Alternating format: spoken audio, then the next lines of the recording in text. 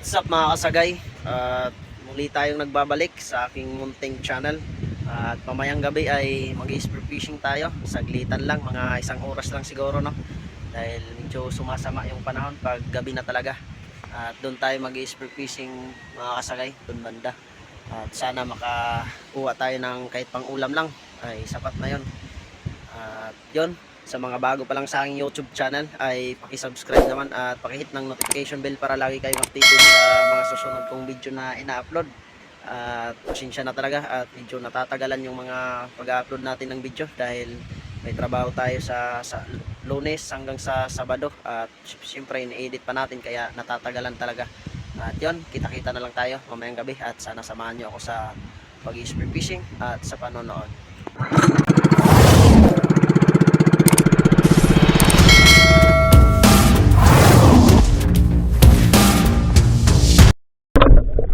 Alright, first drop natin mga kasagay bago tayo tuluyang tumungo sa ating pamana. Shoutout muna tayo sa ating mga masugid na taga-subaybay at sa mga nagpa-shoutout. Yun, shoutout kay Ryan Obias, June Fishing TV, kay Stephen Tamillas from Romblon, Baronski TV, kay Larry Amosilario Lacotsero, Jusper TV, Dong Vlogs, kay Kamasing Margin, kay Titing Mandaragat Fishing Mix Adventure, Mandaragat Rin TV, kay John TV Vlog, si Badong Vlog, kay Rappi Spear Fishing at sa kapatid niya Rinan Fishing Adventure, Burns Vlog, kay Kahagis Vlog, Tons Bay Vlog, kay Toragsoy, Kuya Bert Vlog, kay Idar Mix Vlog at kay Darling Gabi Jean. Pangatlong dive natin dito sa area na to. May naispatan akong isang samaral na nakadikit lang sa isang dahon at yun, tinira agad natin. Napakaganda ng tama na spine shot natin mga kasagay. Ayos na to, pangdagdag. Samaral uli mga kasagay at yun, okay, tinamaan na naman sa spine shot at ayos na ito kahit hindi naman kalakihan pero okay na to sa pangulam. At ito, isang pusit na pwede ng pangkilaw at natamaan natin mga kasagay. Kinuha na natin to dahil wala tayong ibang mahanap at masarap naman kahit maliliit yung mga pusit na ito. Dito sa area na to may naispatan akong isang danggit at yun, tirahin na natin to. Okay. At napakaganda ng tama na stone shot natin mga kasagay at wala na talagang kagalaw-galaw pa. Napakasarap nito sa prito at sa paksiw.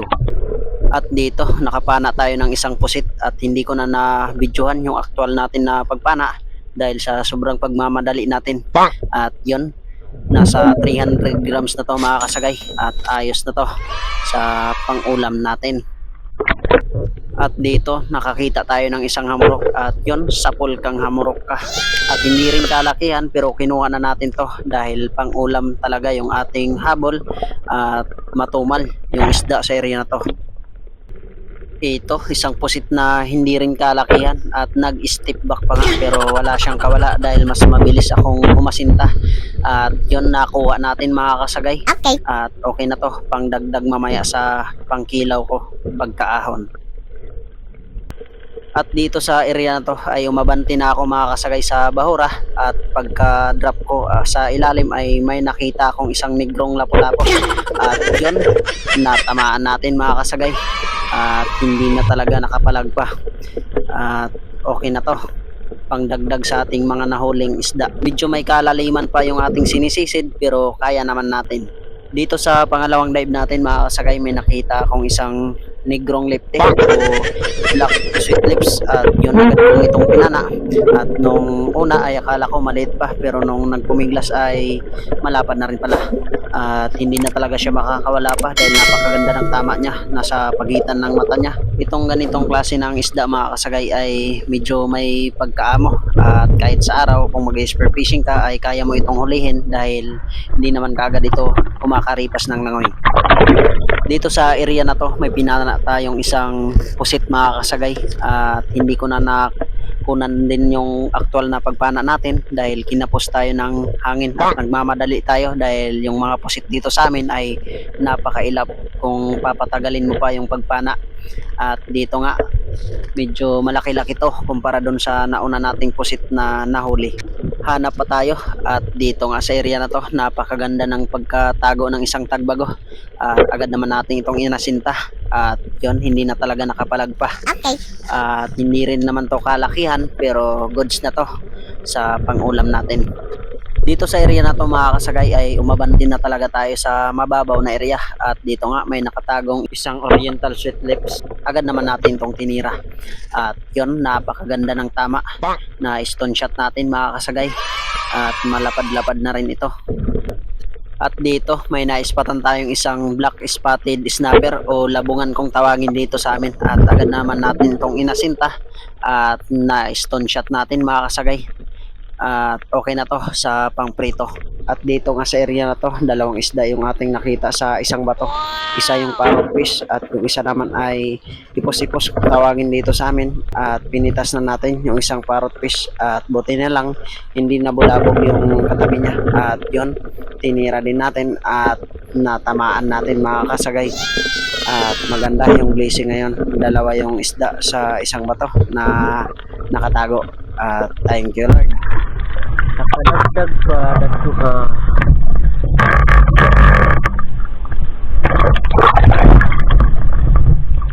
Kapay.